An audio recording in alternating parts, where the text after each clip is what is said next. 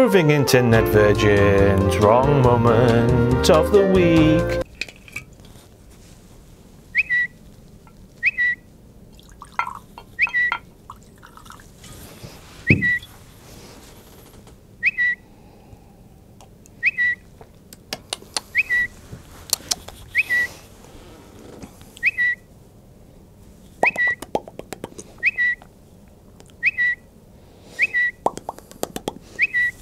There were so many of these.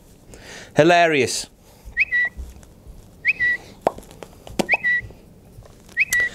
All of you, you couldn't have been more wrong. Cheers! Ha ha ha!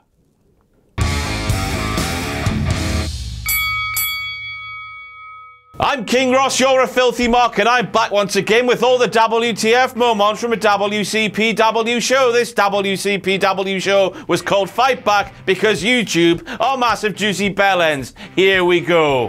What Culture Pro Wrestling is in the great city of Manchester, as tonight, 2 #1 contenderships will be settled. The internet title will be decided, and for the first time, truly one-on-one. Who the hell leathered all kinds of Vaseline on that camera lens, and what the hell was their intention? With this sort of effect on the cameras, there's no wonder that YouTube thinks professional wrestling is inappropriate content, because that there, it looks like a bit of 70s porn. Which it isn't. It's an art form. It's a variety performance with something for all the family. It's a physical endeavour combined with theatre. It's the perfect hybrid of physicality and theatrical performance. It's a box office action thriller live in front of your eyes rather than being behind the silver screen. It provides a suspension of disbelief that I know from meeting many of you marks helps a lot of you cope with your struggles from day-to-day life. It's competition, albeit predetermined, that sees human beings just like you and me tear their bodies apart,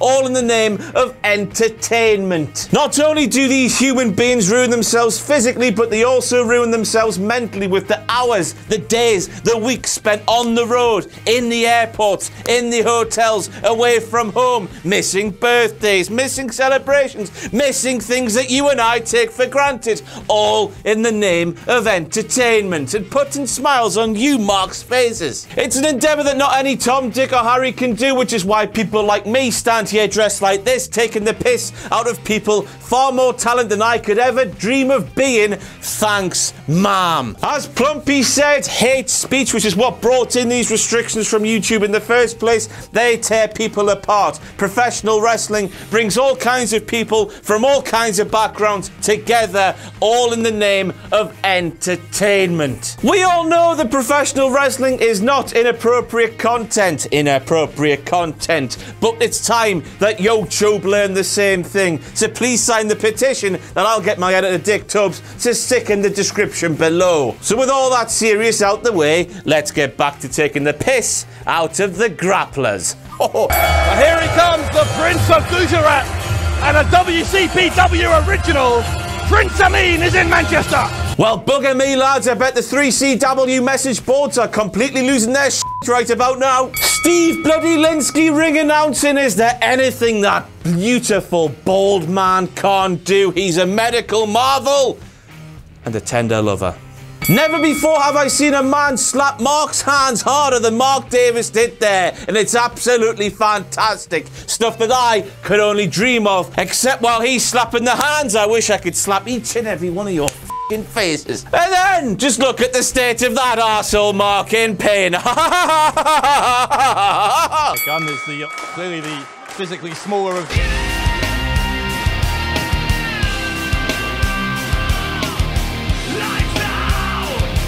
Primate, he is something else, isn't he? But let me tell you something, he's lost an edge since he started associating himself with that idiot King Ross. Previously, I would have considered King Ross a friend. No longer. You steal from James R. Kennedy. You don't deserve my friendship.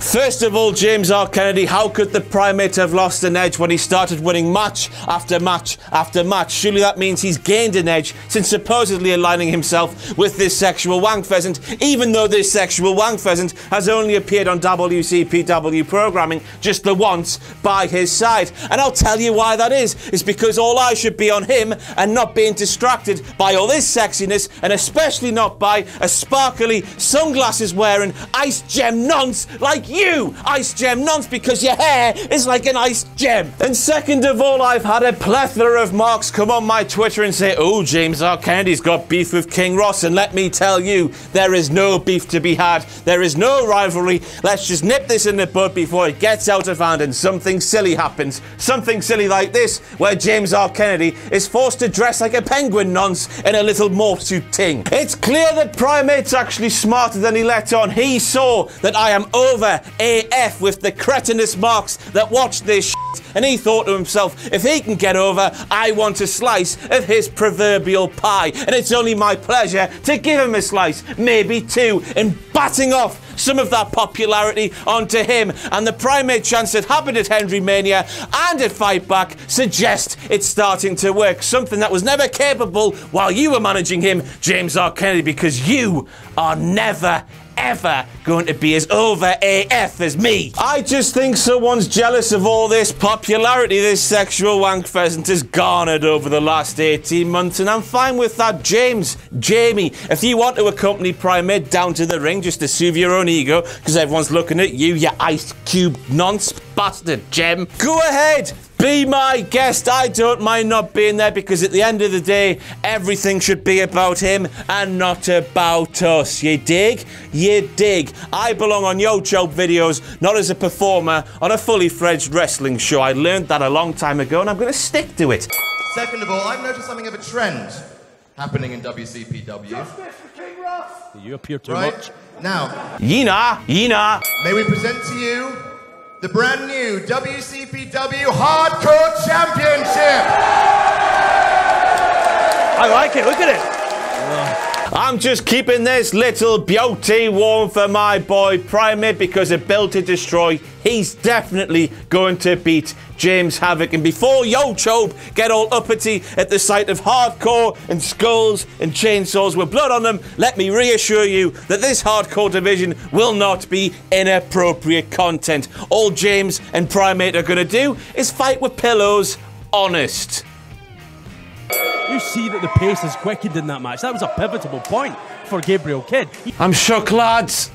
This man has been announced as a full-time WCPW commentator, and he's coming out with words like that don't even exist. And as the reigning and defending WCPW Commentator of the Year for 2016 and upcoming WCPW Commentator of the Year for 2017, because yes, I have commentated on at least 4 matches, maybe more, I'm here to tell James R. Kennedy that he has a hell of a lot to learn. And a good starting point would be English. Learn English, you silly ice gem nonce. Spinebuster from Bonesawers.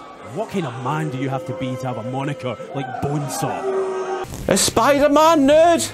Not so menacing now, is it, James? I mean, what else am I meant to say here? Where else have you heard boots? Didn't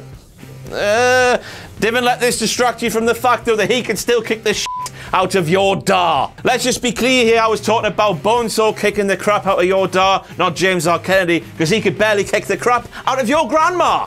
And Polar Promotions, they certainly want, how is it King Ross says it? They want them ducats. Well, how about this, King Ross? James R. Kennedy is the one sitting here watching world-class talent. Well, your God knows where. Where was I, James R. Kennedy? I was in a pub getting sloshed, because that's what people do on a Friday night. And while I was getting sloshed, I was looking at my bank account. My bank account that was looking very healthy thanks to the merch money from me. King Ross's mystery box, still available at shop.whatculture.com. And James, in the midst of your jealousy towards this sexual wank pheasant, you even called Prospect something along the lines of a great tag team, despite the fact for the rest of the match you were calling them the drizzling sh**. Just accept it, pal. I've got more money, I've got more fans, I've got more followers, I've got more fame, but most importantly, I've got more money than you. Ladies and gentlemen, making his way to the ring from... This is El Ligero! Where's he from, Steve? I'm sorry, I didn't quite catch that because the microphone cut out. Wink. Hey, if you don't know where El Ligero's from, it's better to just be quiet and use the sweet Stevie Aaron technique of just listing South American cities in the hope that one of them might be right. Isn't that right, Steve? Who announced Eva Lise from San Juan, Sao Paulo. And let me tell you who I see when I close my eyes at night. It's Rampage. Well, due to the time difference between England and Scotland, we are able to take you over to a live feed in the bedroom of one James R. Kennedy, where sources close to the scene tell this sexual wank pheasant that he has just got into bed and just this very second closed his eyes. Oh, Rampage! Well, he's just poking the wrong fight here. He's poking the wrong bears, and all three of these men. The ease Rampage managed to do that with is certainly a WTF moment, lads. As your reigning and defending and upcoming WCPW commentator of the year, I'm well within my rights to tell you that the commentary team, which includes one James R. Kennedy, certainly understood the out of that feat of unbelievable strength. Let's hope they don't do that again during the course of Fight Back. And nobody home. And look at this. Does a champion make hand gestures like that? No.